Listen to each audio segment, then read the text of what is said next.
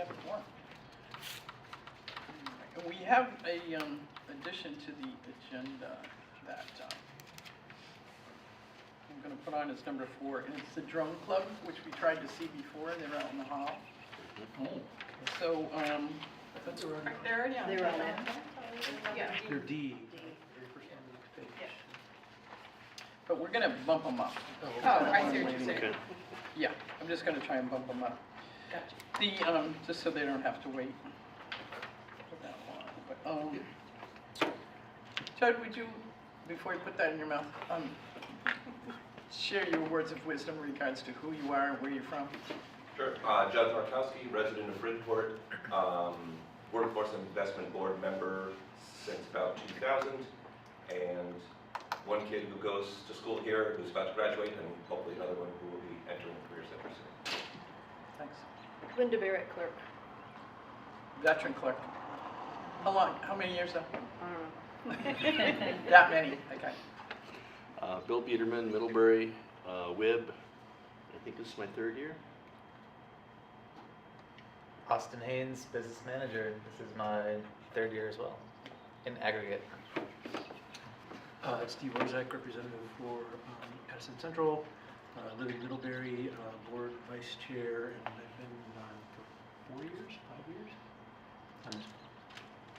Kim Farnham, chair, and I'm community at large member from the Mount Abraham School District and chairman.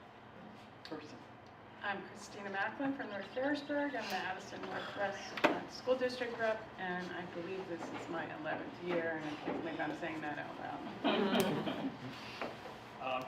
Dan Resingill, resident of Addison, Addison Northwest at-large representative, and I think I'm just beginning my 3rd year here also. Wendy Pratt, the assistant director, and my 10th year here, minus the year reprieve. I'm Nicole McTavish. I'm superintendent and director and resident of Middlebury, and this is my 2nd year here. David Roberts, Director of Operations, and I've been here a little bit. Longer than me. 2020 was my first year. Congratulations. Yeah. Thank you, everyone. I need a motion to approve the agenda in front of me. So moved. Second. Second by Bill.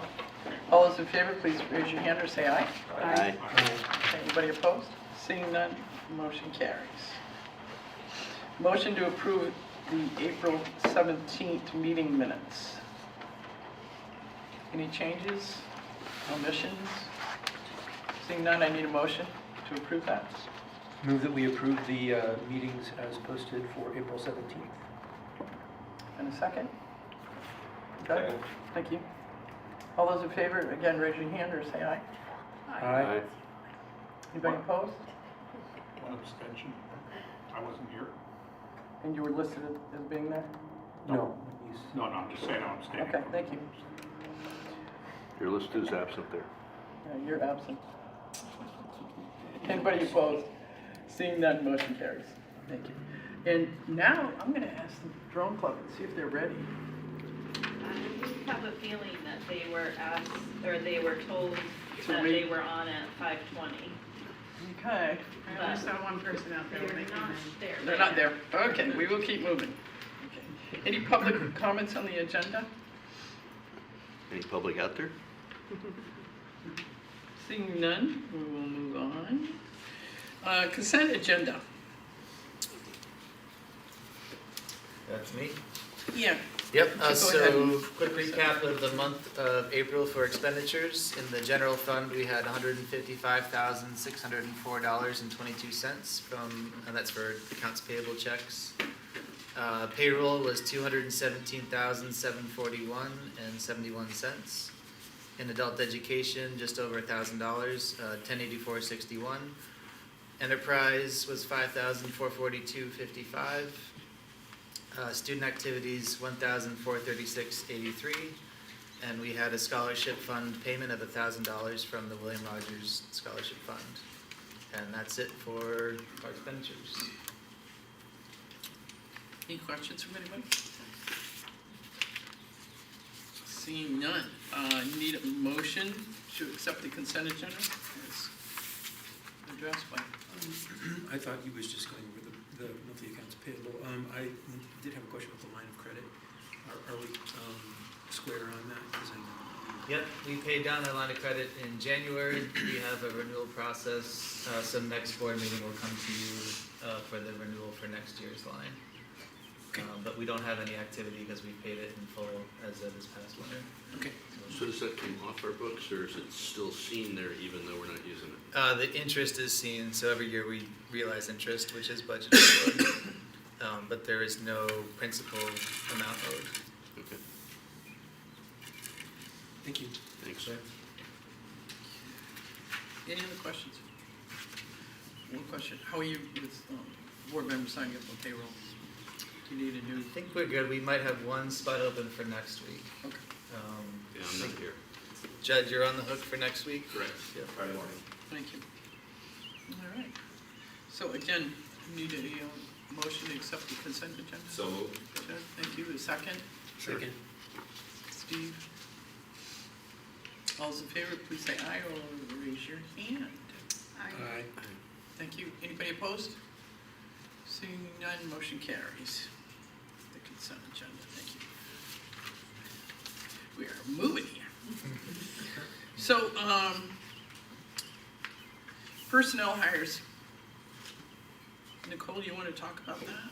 for us? Sure. In your packet, you have a resume for Cameron Waldorf, who is our new finance assistant. And we are very excited about him joining the team. You might remember that this position has been open the entirety of the time I've been here, so almost 2 years. And we've gone through many rounds of interviews and just didn't find a good fit. And this time we have. Cameron is just graduating from college last week. This So- weekend, yeah. Yeah, so this will be his first Oh, wow. job. And he is very sharp, very personable, and he is going to be a really great fit for our team.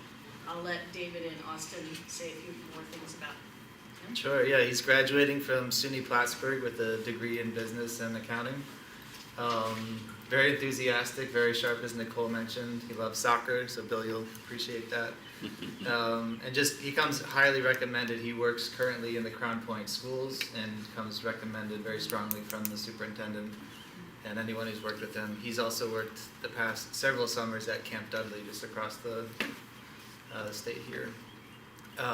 So we're really excited. We think he'll be a great fit to the team and bring a lot of positive energy to the school. Anything I missed, David? I think we're excited. He'll be busy, he's willing to learn, so that's great. That's great. He's gonna be commuting from Crown Point, huh? It's just right over the bridge, so it's about Okay. 40 minutes maybe. Mhm. So- Yeah, Yeah. It's a scenic drive. Except in the winter. Yeah. except in the winter. And our other new hire is not new to the district, but new to her position. You met Anna Jo Smith last year when we hired her to be the teaching assistant for the agriculture program. And she started the CTEP, the teacher preparation program at that time because she wanted to be a teacher. And when Kelly decided to retire, Anna Jo applied for that job along with quite a few others. It was a very strong pool. And Anna Jo really stood out in that pool, and we're thrilled to offer her the full-time teaching position. Any questions? So- Judd, I'm sorry, Judd. Approximately how many people were in the running for that job? We had at least 20 applications. Holy cow. Well, that's They exciting. just kept coming. A couple were from Cameroon and faraway places, but many were local. We did interview several former students that we've had go through the program, so that was kind of fun, and suggested trying to get into the center was starting with some substituting and then maybe look for some open TA positions to get a little bit more experience. And Steve? Yeah, I Can just you had a quick- remind us, was that a committee Christine, that I'm sorry. interviewed? Oh, sorry. Oh, Go ahead, Steve. Sorry. So both of these are exempt, non-exempt? One's exempt, one's non-exempt? They are, Cameron is non-union, Okay, but Anna Jo is a teacher, so she'll be in Okay, the okay, thank you. teachers union. Christine? All right, sorry, and here's Steve talking. Can you just remind us, was there a committee that looked over all the applications, or was it just done? Yeah, we had a whole hiring committee. Okay, I just didn't, I don't remember, yeah, that, but, yeah, great. And we even had a student representative. Okay, too. good, awesome. Any other questions?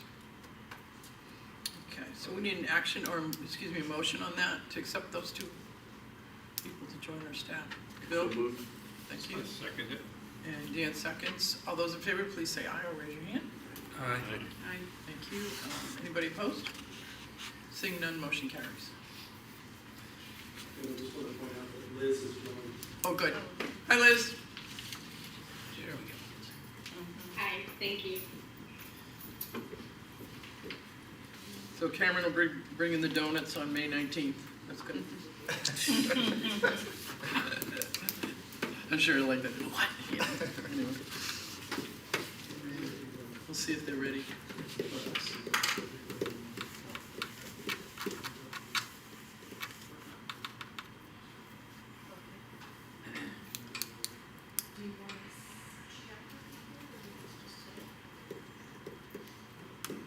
Liz, just let me know if you want me to share any of the documents.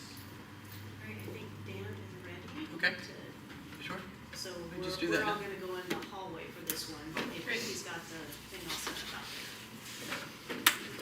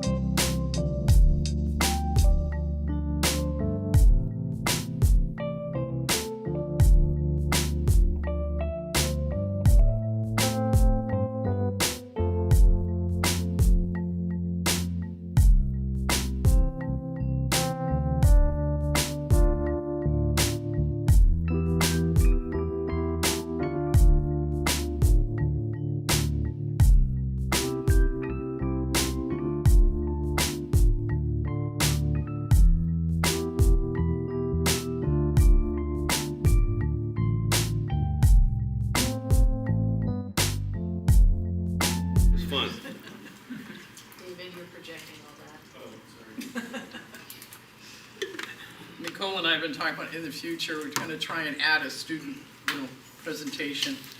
And we did that several years ago. We haven't done it for a while, but, actually, we did some. We did where- some this year. Yeah, I'm just saying, I think the way we did it early on, I'm talking a long time ago, is you brought the parents with them, like this situation, so that, the parents could actually see what was going on, which is kind of cool. So under action items, we have the ends report for treatment of students. So, many of the ends reports require a once-a-year report to the board to show you that I am in fact meeting the policy governance ends that you set forward. So the first one, the two tonight are the treatment of students and the treatment of staff. I can read them aloud if you want, or I can answer questions, just do kind of a broad overview. Chair, how would you like me to proceed with that? I'm assuming people took a look at it, and if you have any questions. The one thing I did add, just because I suspected there might be a question just based on what's going on largely in the community and media about the cyber attacks on the Power School that many of you have experienced from your own boards.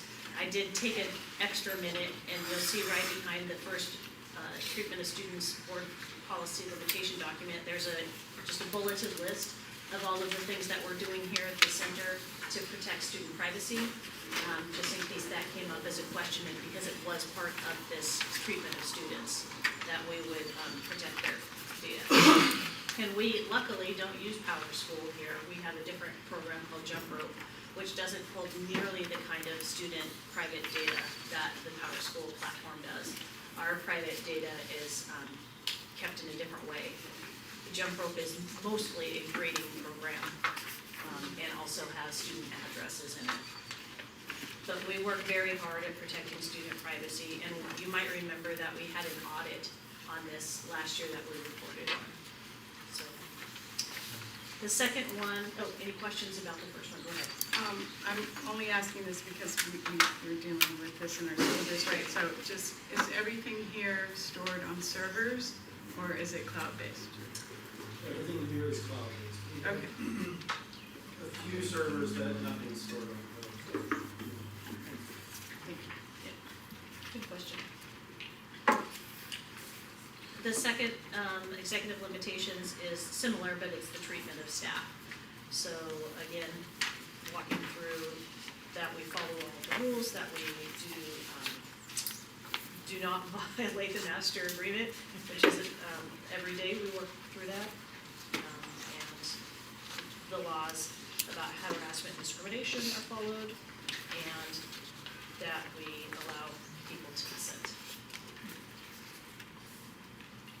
Any questions? Any questions on that one? And then the next one is something that's new to us. So we are a school board and not, if you're a CTE center that's part of the school district, you have not a school board which gives you direction, but you have an advisory board which you meet with, which kind of operates in some of the same ways, but doesn't have authority or give you direction. And in those governance structures, there are a series of things that group, that body is required to do every year. Because we were a school board, we weren't necessarily doing those things, but we got clarification from AOE that even though you're a school board and not the regulatory body that goes with a CTE center that has a overarching school board, even though we're not named as needing to do this, we're still required to do it. So it was a little strange, but that's okay. So there's a list of about 10 items that if I were working for a district that had that other kind of structure, I would report out each year. And so I now know that I have to report out those same things to my school board. So we're gonna start that now, and this is the first one. So it's a state rule, and we've listed it here on the document. Each year I have to report out programs designed to acquaint prospective students with the CTE programs that do not require an enrollment commitment. In other words, what are our outreach activities? So what we've done here is given you a list of the outreach activities that we have done this year, and this list will look the same and probably have additional things as we go forward each year. So we have increased probably tenfold the outreach activities that were going on when I first came. As you know, that has resulted in a good, strong increase in enrollment to correspond with this. So we're pretty excited about all the outreach activities. We get around to all the schools for both their nights and also our nights, and then also do the road show for not only the school districts, but also the community. And we have tours for 8th graders, 9th graders who are interested, 10th graders, 11th graders that are interested, as well as oftentimes we just have students come over with their families who heard about us and want to see something. We offer them private tours essentially, where they get to go into the classrooms. We also do a lot of direct mailings, which is new, and little postcards reminding people that it's registration and what classes, what programs we have available that they can still register for. Nicole, do you do anything with the, I'm just looking at what's really good, homeschool groups? We do a lot of conversation with individual homeschool families. We thought it would, we haven't cracked the code quite on an organizational structure which would allow us to quickly talk to all at once. We haven't found like a centralized way to communicate yet. But we certainly have lots of homeschool kids here, and word of mouth is really a pretty good way to get kids in that homeschool community. But we're always open to ideas. If anybody knows like who are the key communicators in that community, I would sure love that information. But we have increased our homeschool numbers too, so we're pretty excited about that. Steve? At some point, I know we get enrollment data, and I would like to see, like what you just said, that we're doing all this outreach. I would like to see what the increase or the numbers are year to year.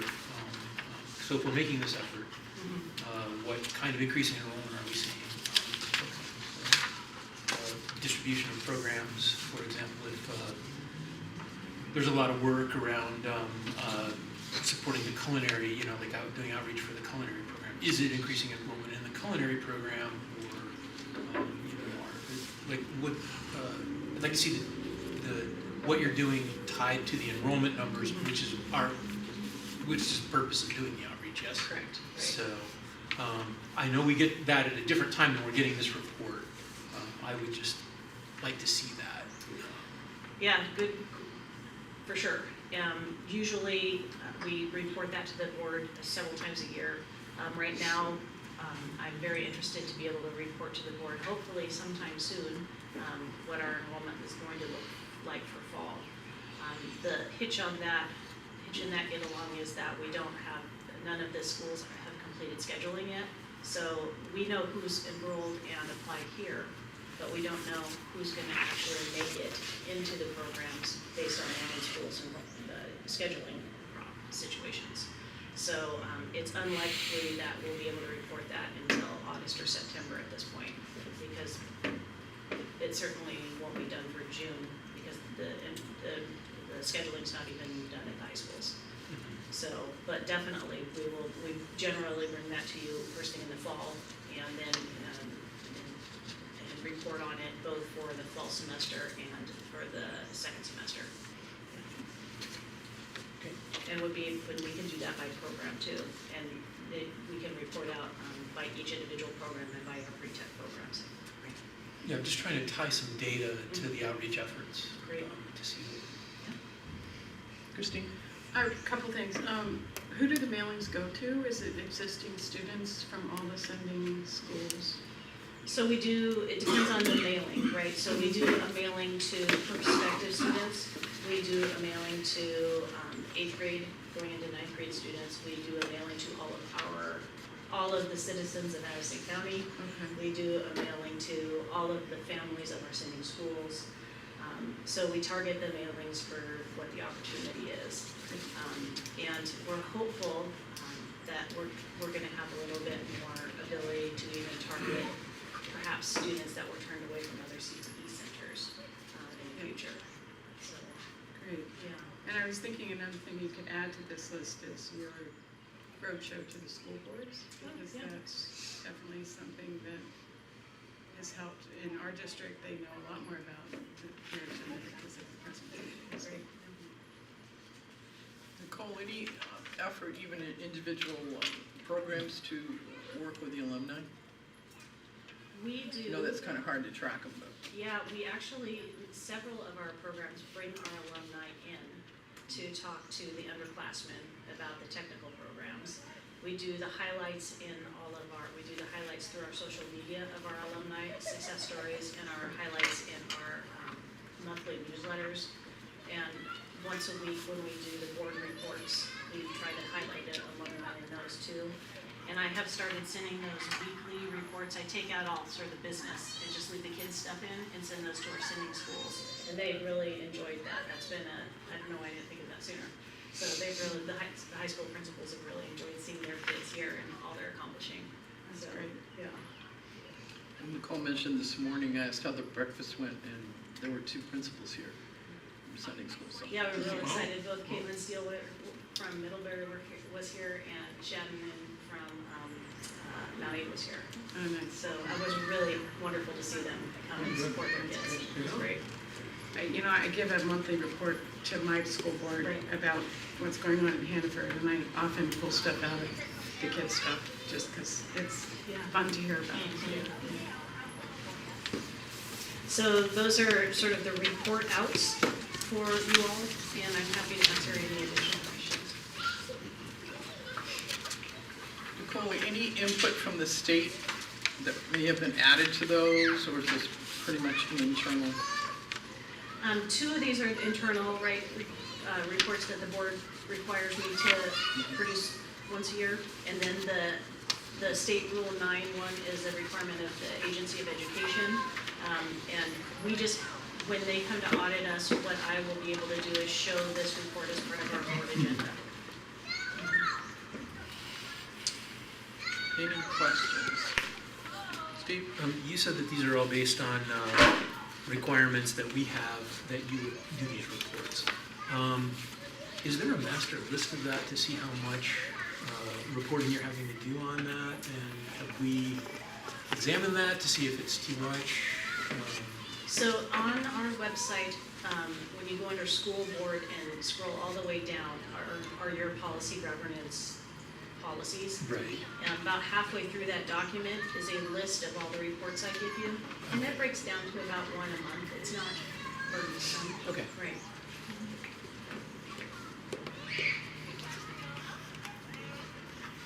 Thank you. So, report, superintendent's report. Kim, do you want a motion on this? Excuse me? Do you need a motion on this? Action. Oh, yes.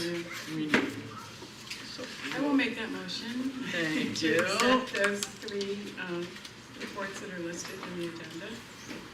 I'll second that. And Chud seconds it. All those in favor, please raise your hand or say aye. Aye. Anybody opposed? Seeing none, motion carries. All right, the very first thing for my superintendent report is that today is Wendy Pratt's birthday. Birthday, Wendy. 29 again. Yeah. So she's having the joy of spending it here with all of us. That's what the cupcakes are for. No, there you go. Sure. Who's got the candle? I did want to bring to the attention of the board some good work that's been done by some folks here to win some grants. So thanks, David Roberts helped us apply for a grant through our insurer for Shannon, the executive secretary, to take some HR courses to earn her HR certification. So he won $2,500 for her to be able to do that. That was wonderful. Nice. And he also applied for and won $74.59, so just under $7,500 for us to improve our security cameras, which is fantastic. And then Dan Callahan worked on getting us a subscription for some cyber protection for $2,300. So those are all things which are fantastic for us. We also I just wanted to kind of highlight intentionality and then excitement that we had around the Anna Jo hire, and as it's a proof of concept for something that we're working in the future. So hiring for CTE is often really challenging for a whole lot of reasons. And so we had the idea that if we brought somebody on board as a teaching assistant and we supported them and loved on them and paid for their tuition, that they might stick around and be a teacher for us. And also know what they were getting into with wide eyes so that they didn't get into a job and then not enjoy it and leave. And that really worked out well. Anna Jo came on board as a brand new person that hadn't worked in schools before, was able to work under their mentorship of Kelly all year long, took her first set of CTEP classes to really see what all the planning and assessment and all that was about, and then was really excited to apply and was the successful candidate in a strong pool for the position. For next year, we're going to be doing a very similar thing with the diesel program. So our current auto TA, Craig, has agreed to, and who has a background in working in the automotive and diesel industries, has agreed to go over and work in the diesel shop with Dave Mills all year as his TA, with the intention of hopefully starting those classes and then moving into a teaching position. So of course we can never guarantee somebody a job because you're applying in a field just like any other candidate, but making sure that we have a plan for sustaining our programs over time. So just letting you know that's an intentional thing that we're working on, and so far it seems to be working. Really excited about that. Very good. I wanted to alert the board that I am going to take some vacation in the summer, and we do have a plan for somebody to be in charge while I am gone. So a Friday and a Monday, June 20th and 23rd, I will be gone, and Austin will be our manager on duty during that time. Then I'm going to take about 2.5 weeks in July, and Wendy's going to be the MOD for that time, July 3rd through July 18th. Then I'm going to take just about a week in August, from July 28th to August 8th. That date will be the MOD. So Shannon will also know all of this, and I will include it in the board report. But just to highlight that for the board, so you know both that I'm gone, when I'm gone, and who's in charge that you can talk to. And then one small reminder just from RC, just to remember that when you're in the building, please do remember to sign in. The little sign-in sheet is right there at Shannon's desk. And sign in and out when you're here, please. That's what I've got. And in conversation with Nicole, we looked at the retreat options, and 2 people that we're going to have from the VSBA are busy in August, so we're going to schedule that for the September board meeting, and with the conversation of having what the board goals are. So we finally get to do that, and that alone should be enough for us to handle for that. And some of us have already seen the 2 individuals that are going to come over. They did a workshop for us before Nicole came on board. Very good. And they usually we do, once a month, we have a chair and vice chair meeting where people can come in and just ask all sorts of questions. We can't necessarily answer them, but mostly from experiences as well. And they kind of run those meetings, so they've been really helpful. In the business manager report, I think you did a pretty good job earlier, but if you have something to add to that. Oh, sure. Yeah, I've written a few things down I'd love to share. So piggybacking on Nicole's comment about the new hires, we're ecstatic about having Cameron start on Monday. And yeah, I think David and I will be relieved just to have another body. Being a man short since the start of school has not been a lot of fun. And this is a really key role, a core role that touches a lot and has a lot of responsibility. And again, we're just really excited to have Cameron help, and I think he'll be a great fit. Since the last time we talked, we've been working hard on contract renewals for next year, so we pushed out a lot of terminology to legal. They gave us some great feedback, which we've been able to incorporate. David and I have been working hard on getting our next fiscal year stood up in the financial software, which has taken a lot of time to re-engineer and set things up properly so that we're in a strong position on July 1st. We have new payroll and new benefits and everything that needs to get constructed in a positive way.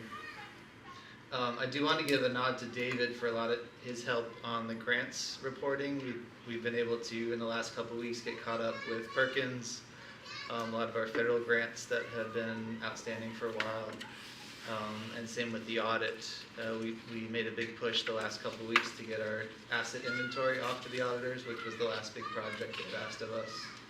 And so now at this point, the ball's in their court as far as direction on the audit. So we feel like we've done a lot of work to get caught up, and I just want to commend David for really spearheading a lot of that, especially the grants.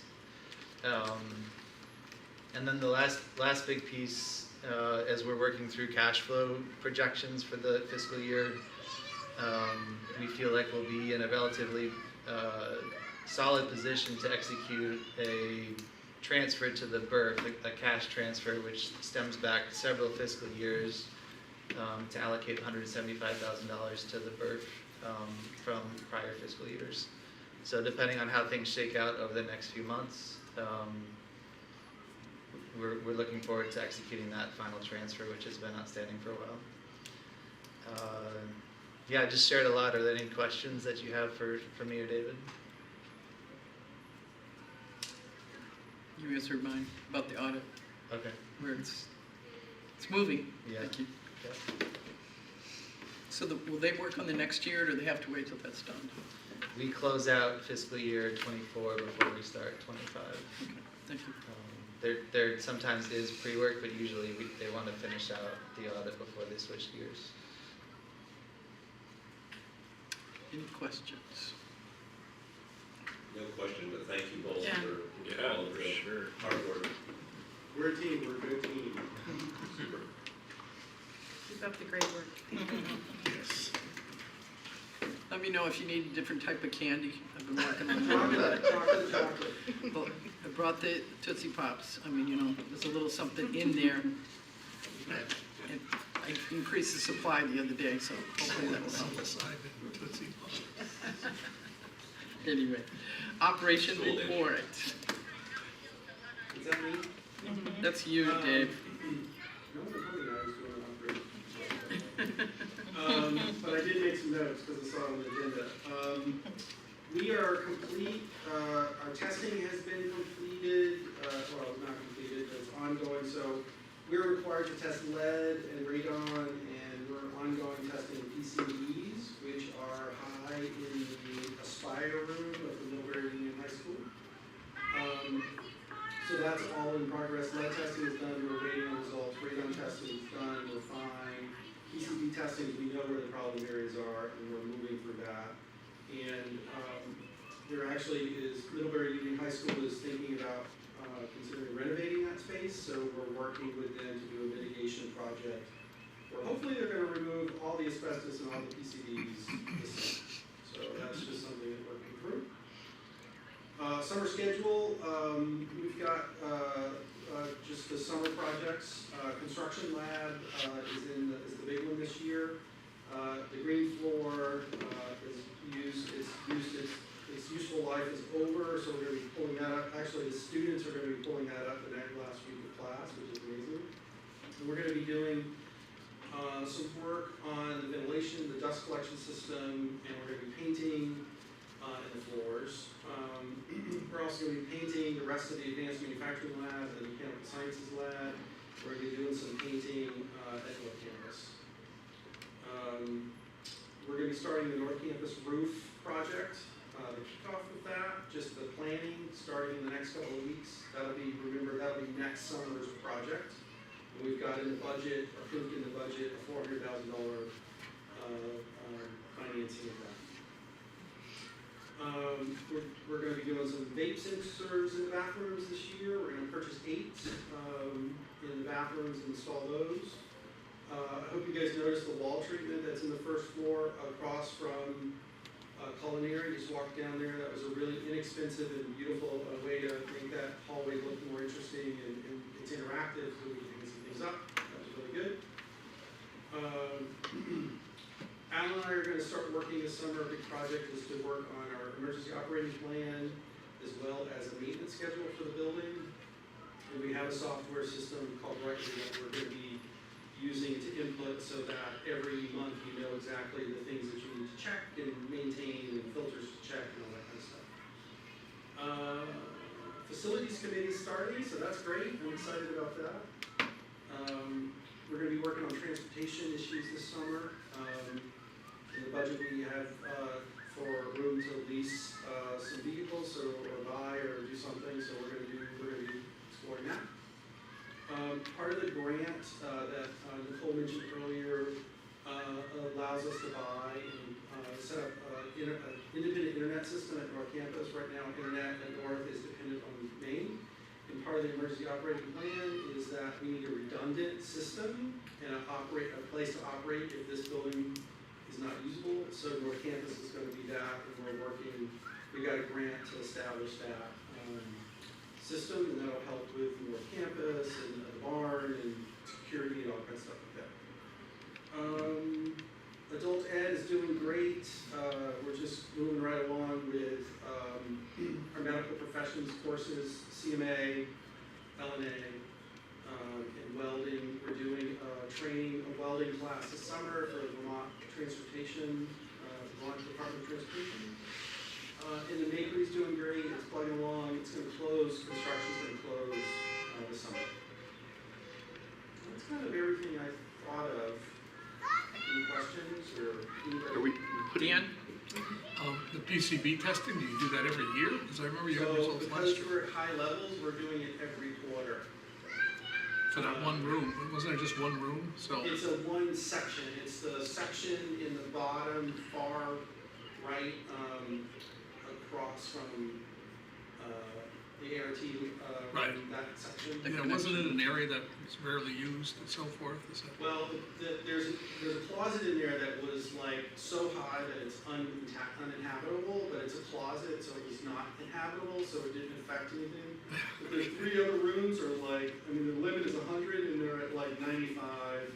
And so we're kind of on a plan to test every quarter. However, the renovation of the space by Middlebury Union has kind of changed that. So we're meeting with the Middlebury Union High School folks next week to talk about a plan, and I think they're going to pay for remediation. I mean, well, they are going to pay for remediation. So, Because we're not.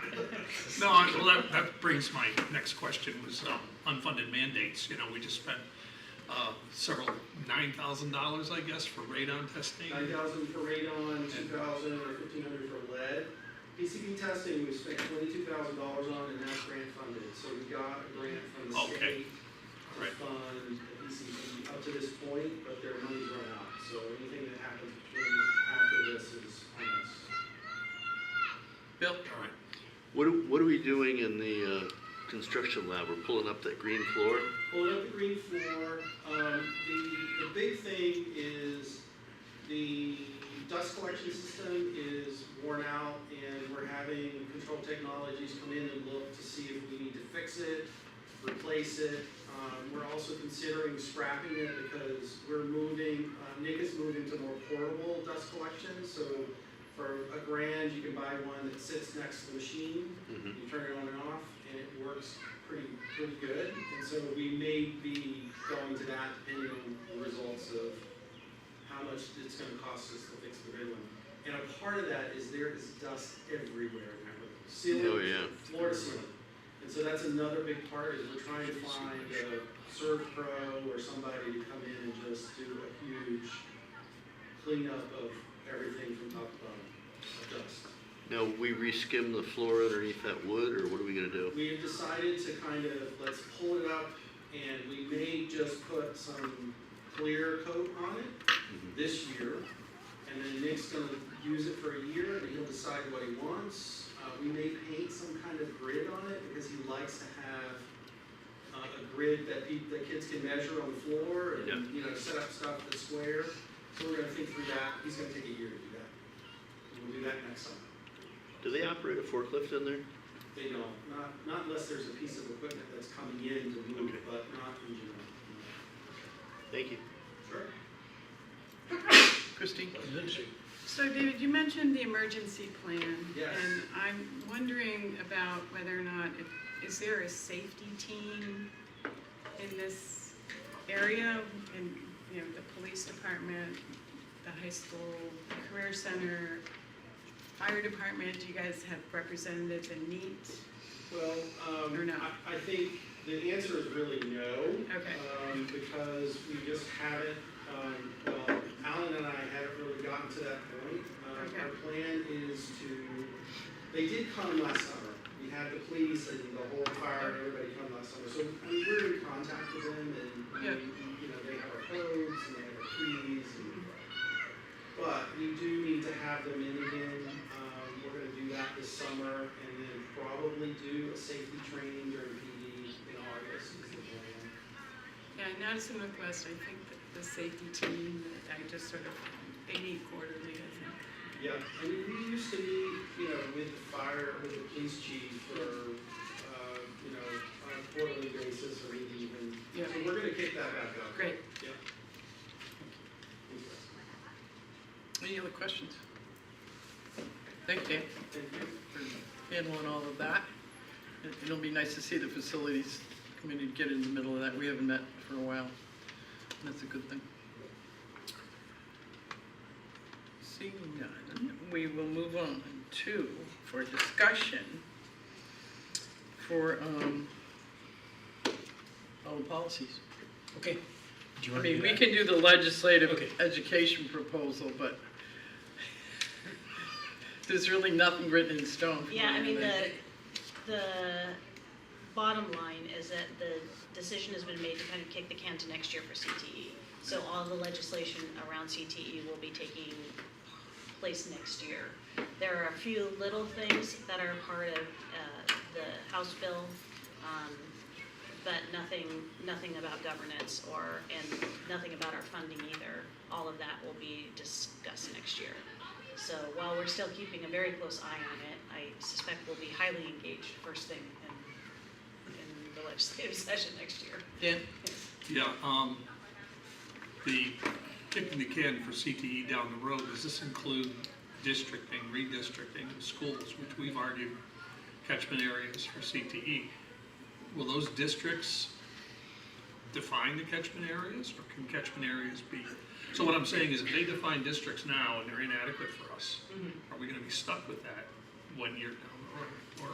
Or are we gonna be able to go outside those districts to recruit? It's unclear at this point, No, or unclear? because there is no language for CTE. The legislature, again, will make a decision. There will be a decision point at some time if we're gonna be a one CTE district. The two things on the table right now are that one CTE district, where all CTEs in the state of Vermont are part of one CTE district, which is separate from the K-12. Or the other decision point will be that CTEs will be part of either a boundary or part of a district. But how that works is, there is no language yet around that. Just, you know, because we could get confined again to, and they did mention at the end on that Saturday thing that they were looking at CTE districts as a means of districting the schools. And I think that's a great thing in your favor. I know you've pushed that. And I think that's a real plus for us that you've gotten through to them on that. At least they said it, doesn't mean they'll do it. Steve? But the way that I'm seeing comments go, it is unlikely that the independent CTEs like us are going to stay independent. Right, I see no path that we end up being an independent district, like in the same structure that we are now. Unless something massively shifts between now and the next legislative session, one of the two things that will happen is we get rolled into one of the new districts, or we become part of the CTE district.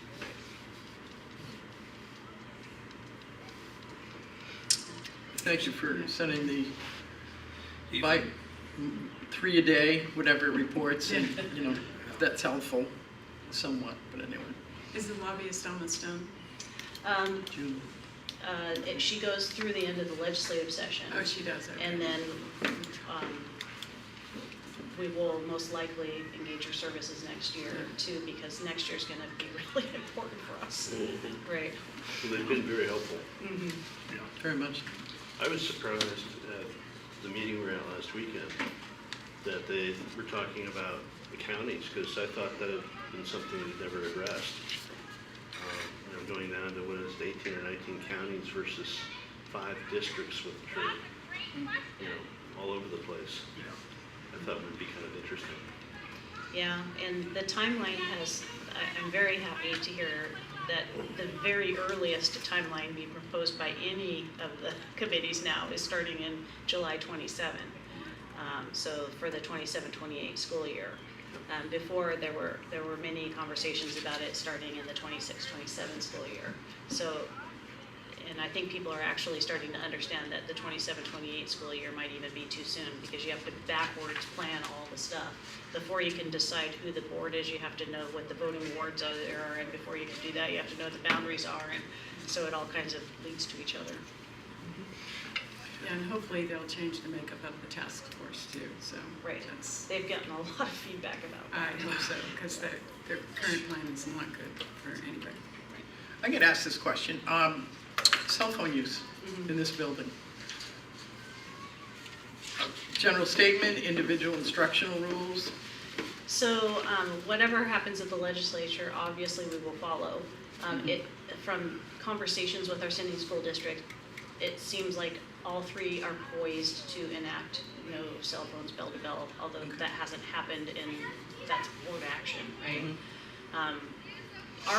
We kind of do it program by program, and our theory of action with that is whatever our programs look like should mirror exactly what the industry looks like. So in your industry, if it's something you do that you carry a phone, then it would be appropriate. If in your industry it wouldn't be appropriate, then you shouldn't be doing that. And for example, in medical professions, right? Most nurses and doctors that I have interacted with carry a phone, but there are professional ways to do that and professional ways to interact with that, which we teach as part of our program, right? Whereas if you're out on a job with saws, it's unlikely it would be appropriate that you'd be looking at your cell phone. So we leave it to the instructors to mirror what happens in their industry, and then to treat the kids like they would treat an employee. However, if the law changes and we can't have cell phones, we're certainly happy to comply with that. Nick has been creating these really cool little boxes that have little cubbies in them that are labeled, and some of our programs use these where they're by the front of the classroom, and as the kid walk in, they just put them right in the cubby. So we have some strategies around that too. I noticed that in medical professionals. Yeah. It's right there. Yeah, So- when she's doing like book work and that sort of thing, the kids walk in and they put them right in there. Right? But when they're in the field, and that is one way that people do communicate in the field. So it's we just incorporate it as part of the instruction. No, and the high school of Virgins, they did do a cell phone thing this year, and they have to put their phones in a pouch, and yeah. So, yeah. Liz, do they do anything in Mount A regarding cell phones? We don't have a specific rule at this point, but I did see that come from the VSBA that there'd probably be a requirement for every district to make specific rules about that. So I think we're going to in the near future. Thank you. Any questions? I just wanted to point out one of the sticking points with the county-based ones. Like, for example, Addison County. Most people say, well, that's going to be Mount A, Addison Northwest, and Addison Central. The problem is the satellite schools. Like, it would also include Orwell, which nobody has any relationship to because they are in Rutland town, I think, and Granville, Hancock. So, although the county is kind of probably going to be based on that, it's unlikely to be just county lines because there are some, and that's just Addison County. There's other counties that have similar situations. Yeah, I can't remember exactly.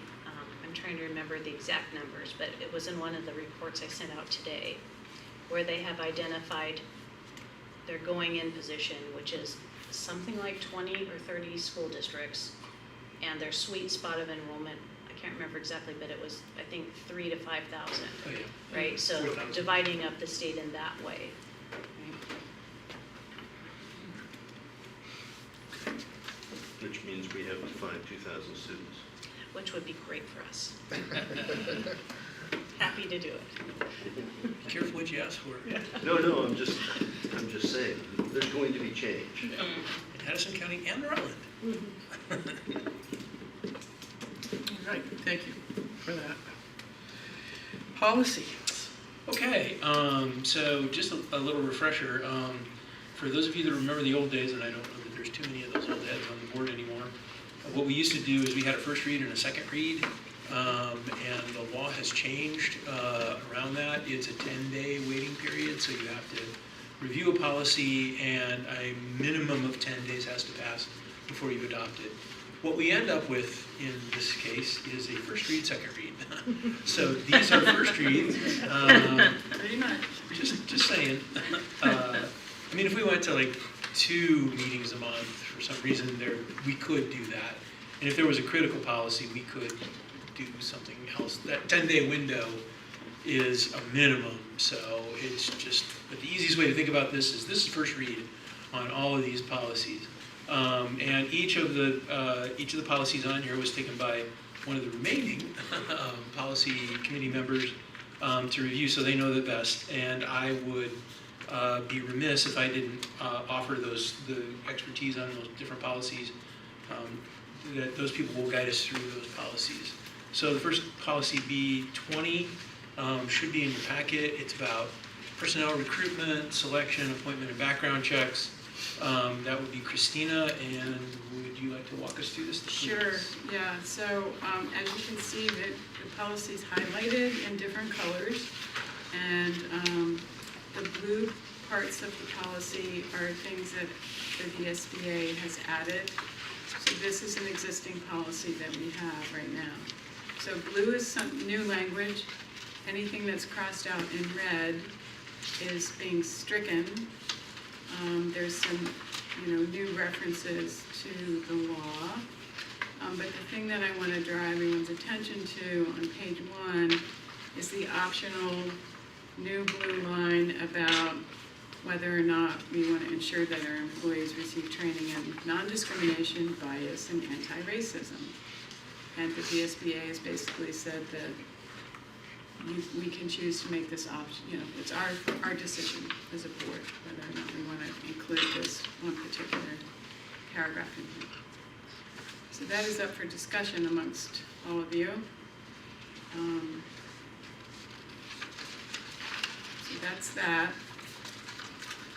I mean, I know how I personally feel about it, but I don't necessarily, that's just my own personal opinion. So other than that, this is pretty straightforward in terms of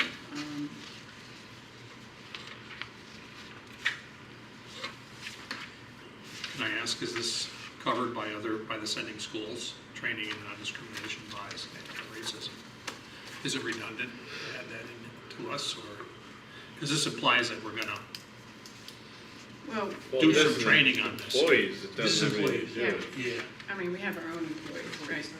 Oh, Yep. What are your thoughts on that? Yeah, and I guess, Nicole, maybe we start with, I mean, is there training now? Is there, yep. So the training that we do right now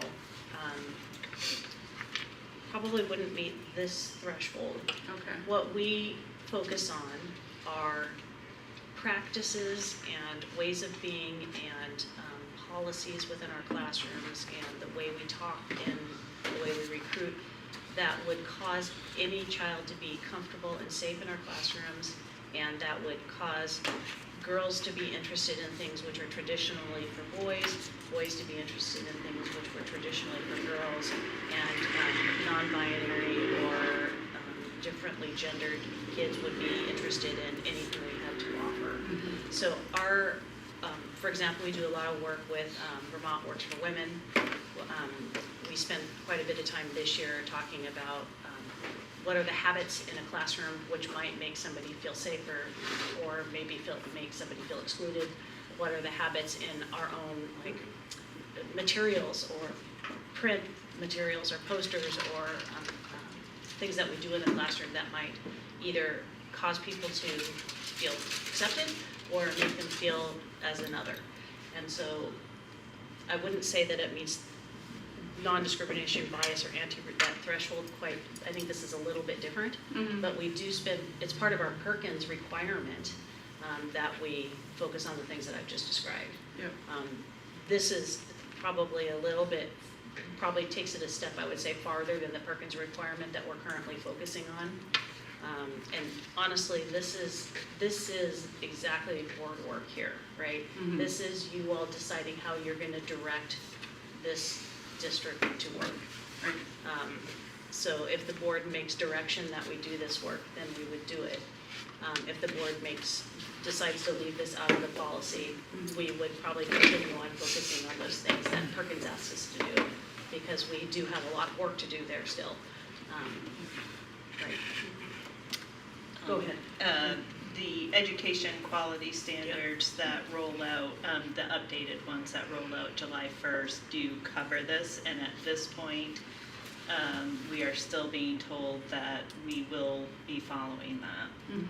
So regardless of what's happening at the federal level around this, Vermont is staying true to this. Right, the Secretary of State sent that letter basically saying all schools in Vermont. Right. Yeah. Yeah. Yeah. I think it would be safe to say that if the board wants us to do this work, it would be in our interest to express that through policy, so that all of the practitioners have some backup in case we had any sort of pushback. There's also the question, which has been brought to light by some of the practitioners, about is a career technical place the best place to have this? We have a very mixed population here, a very mixed population. And there's two sides of that coin, right? Maybe that's a place where you need it most, or maybe that's also a place where the board might get community comment. So again, this is honestly the most pure kind of board decision there is, because we as the practitioners will follow the policy of the board.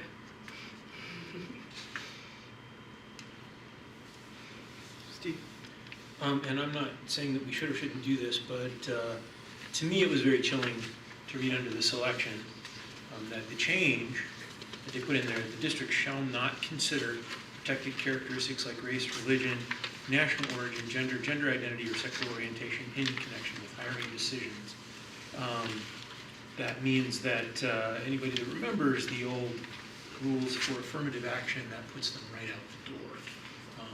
So we can't do that anymore. And I'm not saying that the VSBA is being directly influenced by it, but this is the result of national politics. So I don't think we can not do this, but the fact that it was added to this policy, to me, is chilling. Yeah, that's a good point.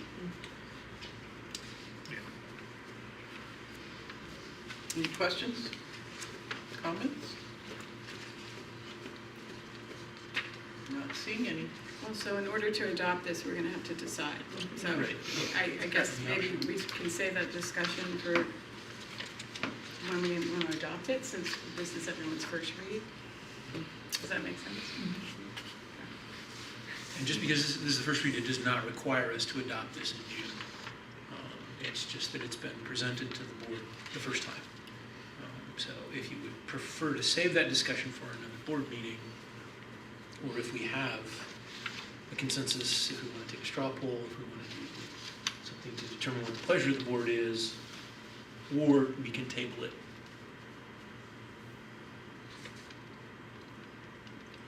I prefer to table my decision until next month anyway, after reading through this a little more closely and thinking about what you've said. Okay. And I will call your attention to, we adopted this policy in 2020, or the we adopted it last year in 23, but the VSBA last reviewed this in 2020. So this review took place last December 2024 by the VSBA. Oh, prior to the current administration. Yes. Yes. Yeah. But, you know, I think considering how the AOE has responded on behalf of the state, on behalf of, you know, all the schools in Vermont, that's also something to, you know, consider. So, yeah. Thank you for that work. Oh, and I just wanted to recognize, you know, the blue and the red and the yellow, that was not done by the VSBA, that was done by Christina. They are not helpful in that regard. They do not redline their policies. So she hunted through this policy, which I think you will agree is a fairly substantial bit of work. And she did all the redlining and the bluing and all that kind of stuff. So I was greatly appreciative for the amount of work that she did on that. Thank you. Yeah, I thank you very appreciate that. I'm not a fan of Put Google it in the Docs, right but I'm hands. getting there. So you just Well, went off, it's you kind went of off the old, Take it from word and put it into. the old policy, just went through it. I'm You sorry. went off the old policy and noted all the changes. Exactly. Yes. Yeah, I can pull up the new one, pull up the old one, and then get to work. Thank you. Yeah, you bet. Thank you, Christina. And again, the first read, so take your time, think about it. What you have to do to process it, and obviously you know somebody on that committee to ask questions. Do you want, just question, point of order, should I list this again for next month as discussion or as action? It sounds like it's going to be discussion because there's still the unresolved question. In order for it to be an adoption next time, it will have to have been camera ready this time, which meant that we would have had to pick whether to add the optional Just statement. wanted to make sure I was clear. Right, since we are not doing that, then it has to be discussion item next time. Oh, we can't finalize it after discussion? I think it has to be presented, because it has to be presented to the public as it's going to be adopted on first read. I see. So- Gotcha. Okay. So not just for us, but for public consumption, they have to see what the final policy is and have 10 days to comment on it before we can adopt it formally. So if we don't resolve this time, it has to be discussion item next time. So that means we wouldn't adopt it until August. August, right. And, well, let's get through the ones that we have here. D24, that was Nicole. Right, so the this, Special education. this policy, essentially, all we needed to do is fill in moving over district, and the language itself, is not a change. This is a new policy for us. We don't have this policy yet.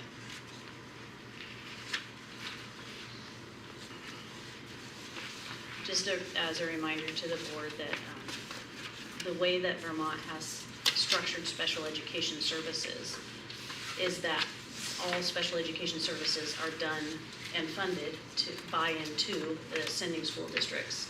We only coordinate those services between the practitioners and case managers and school psychologists and leaders in the sending school districts. We coordinate the services for the students here, but we do no direct service for special education at the center.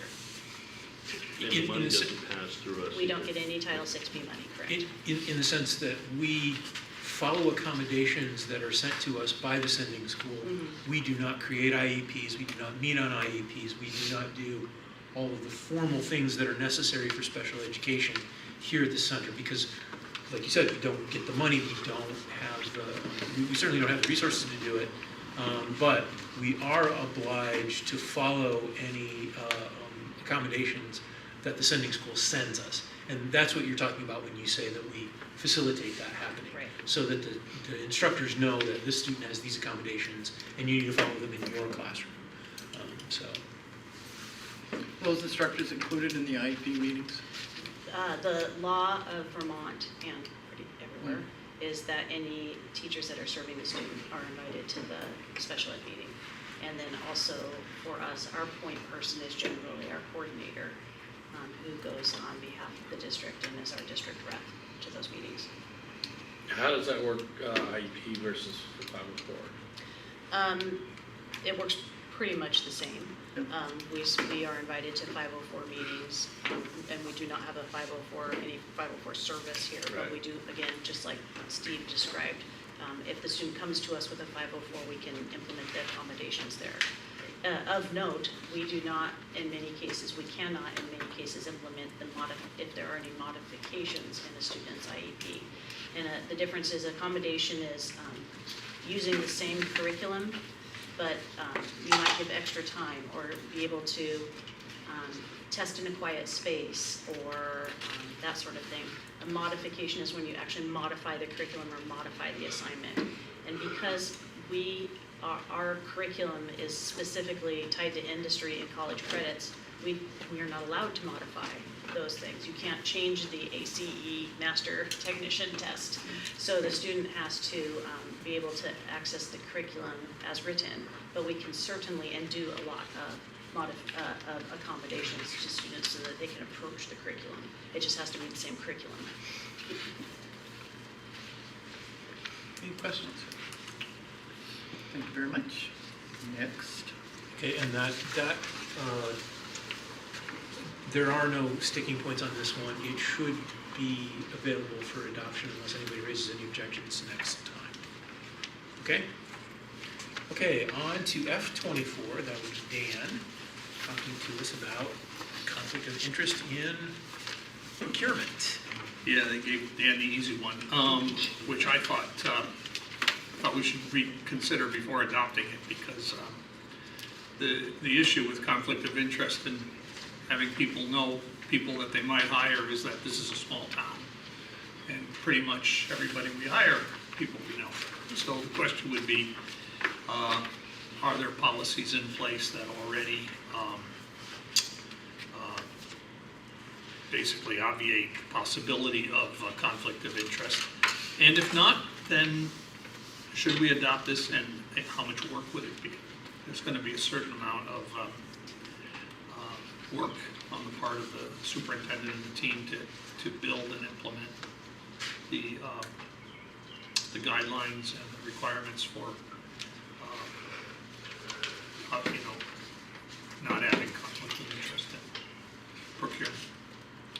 So point one is, and from our discussion in policy, we thought we ought to consider it. And the second point is that how much work is this going to be?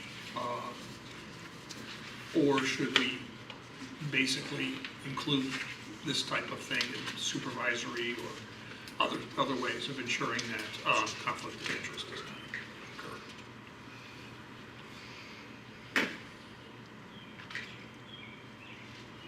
Is that, I guess. are you looking at me? Yeah. Is that a question? I mean. So we have, obviously there are accounting best practices which our district now follows. And we also have, the board has oversight as you look at and approve all of our expenditures.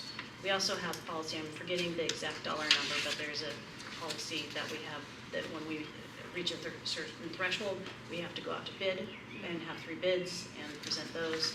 So we have some things in place. This particular policy is getting specifically at not awarding work or grants or buying things from people where you might have a personal gain. I think the committee did discuss, and it is actually the case, that in a very small town, it is pretty hard to find a vendor or contractor that isn't directly related to somebody in the center. Almost everybody we work with has some less than 7 degrees, like 2 degrees of separation. So that's always a consideration of how we would implement that in this kind of setting.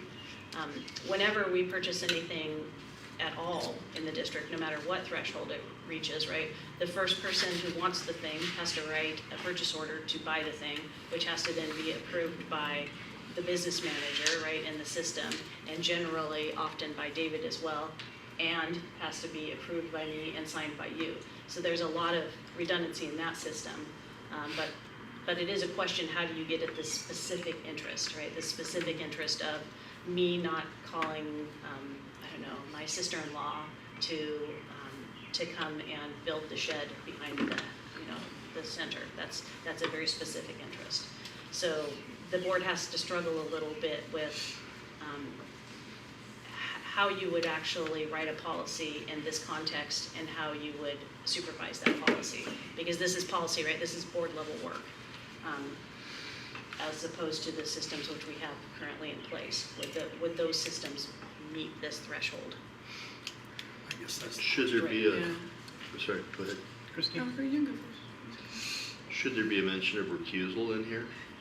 There If is. something like that's gonna happen? Because it There doesn't is. seem to be that there is. There is number 2. Christine? I just wanted to mention a couple things. The policy that we just talked about and this one and the next one, these are recommended Right, policies. not required. I just wanted to point that out, they're not required. And the policy committee looked at all of the recommended policies and narrowed it down to a list that we thought we should all talk about. And so that's why we're talking about these particular ones. And I just wanted to share that Addison Northwest does not have this policy. It's more like what Nicole just explained, where there's checks and balances in the system that they're supposed to, and also in relation to the business office, you know, there's a lot in place that is there to make sure that nothing, you know, nefarious happens, basically. And we do have a policy in place already about conflict of interest in general. So this is, as Dan pointed out, are we not covered by that? And it is a good question. I don't know, on counterbalance, one of the things that we did talk about in the committee is that whether it's real or perceived, that we have some practices, auditing practices, that are under a microscope right now. And the passing of this policy might reinforce that to the auditors that we are serious about this sort of thing. So it's more of a perception than it is something in actual. This is a policy of coverage, not a policy trying to solve a problem that we have, in my opinion. It does have some pitfalls to it, but there are some outs. There are enough outs in here, again, in my opinion, to say that we can still operate, even with the level of intimate knowledge that people in the particular disciplines have. So, like the people in building construction, they know a lot of builders. They're related to a lot of builders. So, if we're going to build something, you know, we might be taking off some major contractors if we say that if you're related, that you can't bid on this at all. That would be the only situation, and we don't know that. We don't have a list of because this doesn't say make a list of apparent or actual conflict of interest. It says if that occurs in the procurement process, it's the responsibility of the employee to report those conflicts of interest, and that's number 2. With a real or perceived apparent conflict of interest, shall notify the superintendent of the conflict and not participate in the selection or administration of the purchase of the contract. So, you know, it's not an insoluble problem. It's just, remember, whenever we make a policy, Nicole then has to write a procedure as to how that works out. And a procurement policy, they're generally not simple. So Dan? you're adding some work. Dan? Actually, that's what is now starting to turn me around on this. If you already have a policy on procurement, and then simply add that the person who has a conflict has to step away, which is what this might add. And then just simply put in a value, vendors which exceed $400 million or something like that. Wait, those are gifts. Talking about jets? Gifts, yeah. That's gifts, not the contract itself. So anything more than $400 million, they have. I think the perception of just mentioning this now is a good thing to do. Christina? Yeah. I have to correct what I said earlier, because I do see, actually, Addison Northwest does have F41, which is bids, contracts, and purchases includes conflict of interest, which was the original policy that, so we apparently have not revisited that policy since it's been changed, the number's been changed. So we do have the policy, sorry. Bill, do you want to add something? No, I just, I do think it's important that, at a time where there are a lot of conflicts of interest popping up, that it shows that we're thinking about this, and we feel it's important for the public to know that we're looking at it and making sure that we don't have our hands in other people's pockets. Mike? So, Yeah, I guess I would want to think about that, but I also think that we kind of need the ability to be able to do what we need to do, and if some of this stuff is restricting us from what we really should be doing, I don't know. I think we should all read it and try to get an understanding for it, and also come back thoughtful about being careful based on where we are, but also being understanding of the fact that we need to be reasonable about how we do business as well in this community. I have a question. Has legal looked at all this? I think, Well, they're vetted by VSBA. VSBA legal has, Okay. our individual My lawyer question. has not. Okay, that answers my question. Thank you. Yeah, usually what I do, just so the board knows, is if it looks like you're going to move forward with the policy, after you've done the revisions, and I'm pretty sure it's almost close to the end, then I run it by the lawyer before you do the final read. Unless it's a straight, like if you adopt something boilerplate from VSBA, I don't feel the need to do that. But if you change anything, I usually do. Thank you. I just want to throw one other thing out, and we talked about this a lot in our committee, and my take on this is, I feel like it protects us as an organization on many levels. So that's kind of where I'm coming from with it. Just it's a way for us to basically protect us and show to the public that we're thinking about these things. But I think there's also ways to hire the people we need to hire, no matter who knows who, right? So, just as long as we're very transparent. Transparency, yeah, that's second. It's also first read, so if you do have something that comes up later, Yep. talk to these guys. And I'm sure they can clarify or not, but, and again, during the next, everybody okay with putting that on a June Yep. page? And if, Mike, you were saying that you would like some time, if you come back in June and say, I don't like this, and we all decide to change it, we do not have to adopt it. We can say, since we made a change, this will now be first read. And then we can adopt it in August. So it does not, by passing it on to action next meeting, does not mean that we have set it in stone yet. That only happens under action. So on any of these policies, if you find something that is a sore thumb, or you say, wait a minute, I don't like this, and we discuss it and decide to change, we can do that. In order to pass it on to action, we do have to fill in that blank about favors, gratuities, or anything of monetary value from such vendors which exceeds X value. And this is not about the size of the contract. This is the size of the gift. So. Is that this exit favor, gratuity, or anything monetary value? Yeah, that's number 3 under In the administrative. Northwest policy, it's $100. Just FYI. So for this to pass on to action, it would have to have that blank. So keep that in mind. For Jen says $100? Yep. Okay, thank you. So if we are going to pass it on to action, we do need to vote on that. I was going to say, we do need to put a number on that today. Right, we do need to put a number on that today, if we're going to pass it on for action in June. Straw poll? Don't all speak at once. Christina said $100. Right. But, Virginia. Policy committee, okay with that? Yep. Yeah. Okay. Anybody else? Okay?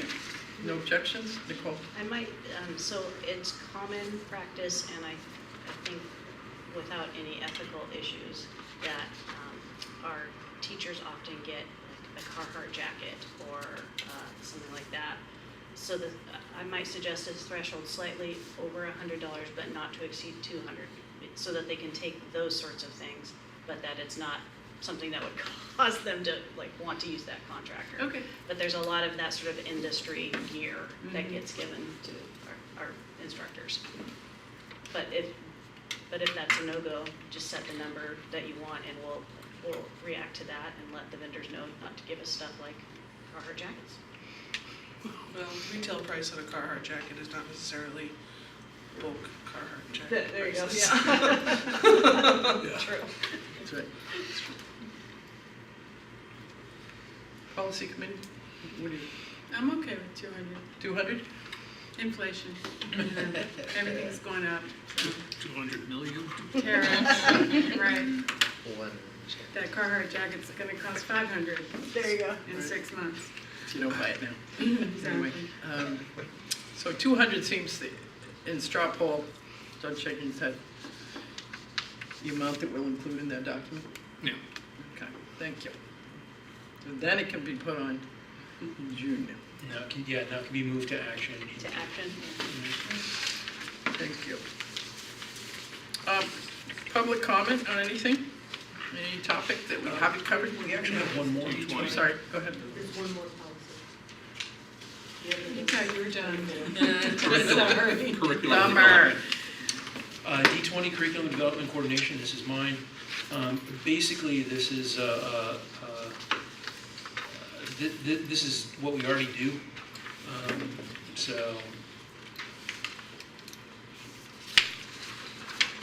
In many cases, we do more than this because it is about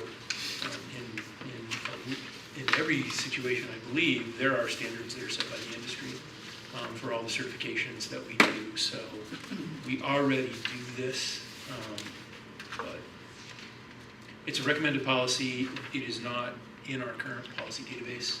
So Who's recommending it? The SBA? the SBA. Thank you. Any questions, objections, additions? This is much more relevant to, like, ACSD has 7 elementary schools. And it's saying those 7 elementary schools have to follow the same curriculum. We don't even have, well, unless you count North Campus, but we don't have the same program in 2 different places. So the curriculum is the curriculum. So this seems like another one that could be forwarded to second reading action next month. That would be my recommendation. Thank you. This one's ready to adopt. So we'll add it to the agenda. Sorry. This is camera ready. And again, if you have a question or concern, please contact somebody on that committee. That's it for me. Thank you, Steve. Thank you, committee. Love the hard work. How are we on policies? Oh, are we like way behind, in between? So we had a discussion about that. Given the fact that we are likely to go away as a board, and that our policies will not be set by a local body, that although policy work does seem like it's winding down, we have to review policies every 3 years.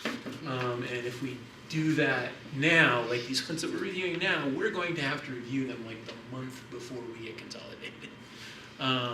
So we're holding off on the bulk lift that we were going to do because we will have to review all the policies that we currently have before that consolidation happens. We are going to continue reviewing them a few per meeting to get those revisions spread out over the next year. If we do it starting in August, all of those policies will be done. We won't have to review them again unless the VSBA makes a strong recommendation that we review them. They will have been reviewed for the last time in our policy manual. So What kind of numbers are we talking? we have 32 policies that we need to review, I believe. So the number we came up with. So, and we have to do it within the next, was it 2 years? Because they were adopted in 24, so we have to get it done by 27. They were adopted. 23. So we have 3 years, so that's the end of 26, to get all of those reviewed. if we chunk out a couple a month, we should be fine. So they will most likely be reviews of policies that are not going to be revised. It's just look at them, make sure they still meet statute, and VSBA will tell us if they don't. And so we'll be able to review them and say, yes, we looked at this one again, and we'll be covered without an undue amount of work. Because if we do this now, then again, the month before we consolidate, we would have to review 32 policies. So it just makes sense to start doing it, but to start doing it in the fall rather than now. So. Thank you. Yeah, the other thing too is we keep monitor like the revised policies that they're recently doing. Sure. And there's still a few of the recommended policies that will probably be bringing forward to be determined. Yeah, and the VSBA is kind of, they haven't said that they're in a similar position, but we used to get like 6 or 7 policies, every couple of months from VSBA. I think we've got 6 or 7 policies in the last year. So they're pulling way back on the amount of policy review that they're doing because they don't know how this is going to shake out. So. Thank you. Any additional comments, topics you want to bring to the group this evening? Seeing none, little reflection. Anything we're missing, need to do a little bit better?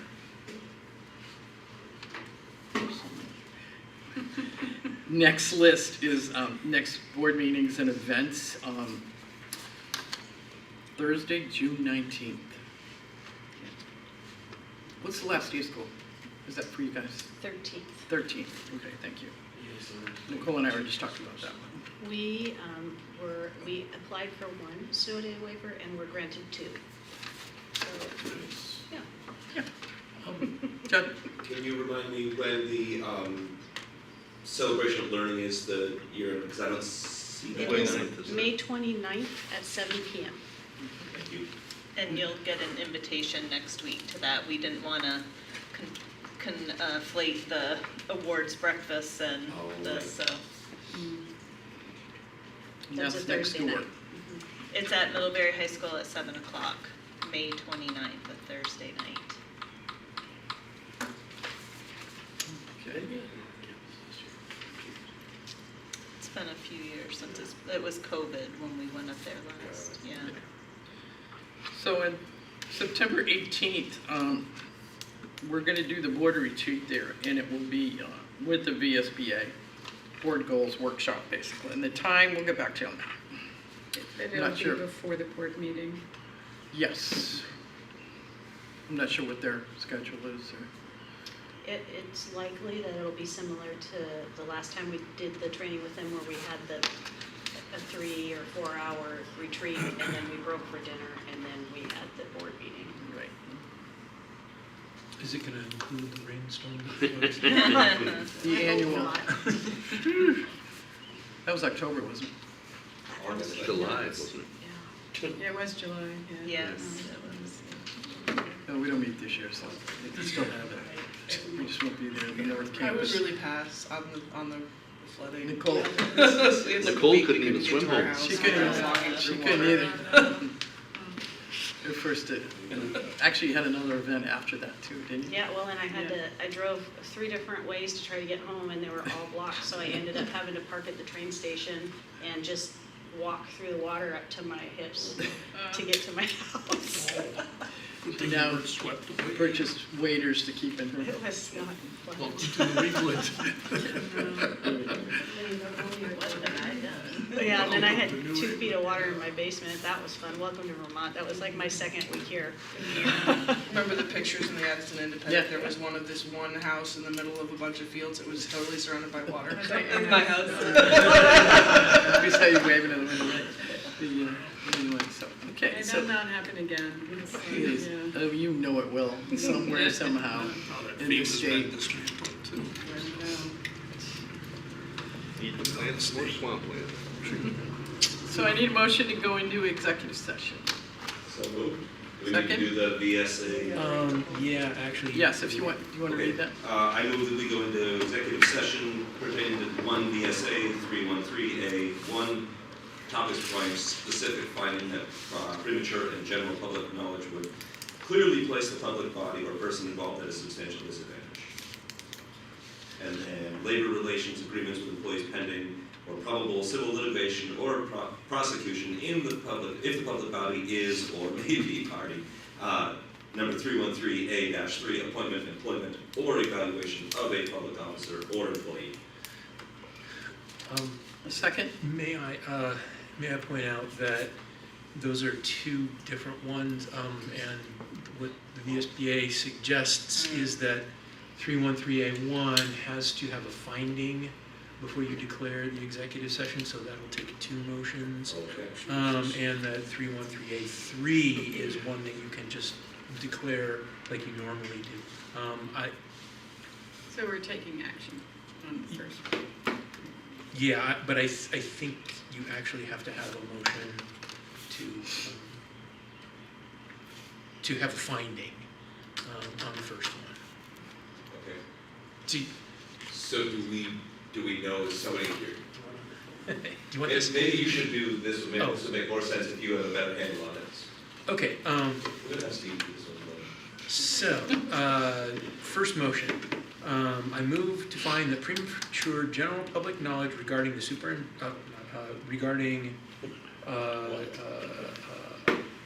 labor contract clearly places the board at a substantial disadvantage because the board risks disclosing its negotiation strategy if it discusses the labor contract in public.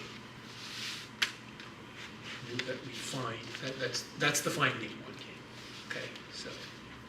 And we actually don't need the second one No, we because don't. you all finished my evaluation last time. That's right.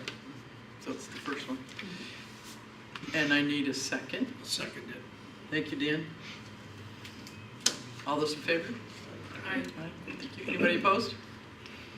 Seeing no opposition, motion carries. So Thank you, Steve, for so clarifying. then I move that we enter executive session for the purpose of discussing the labor contract under Title I, Section 313A1.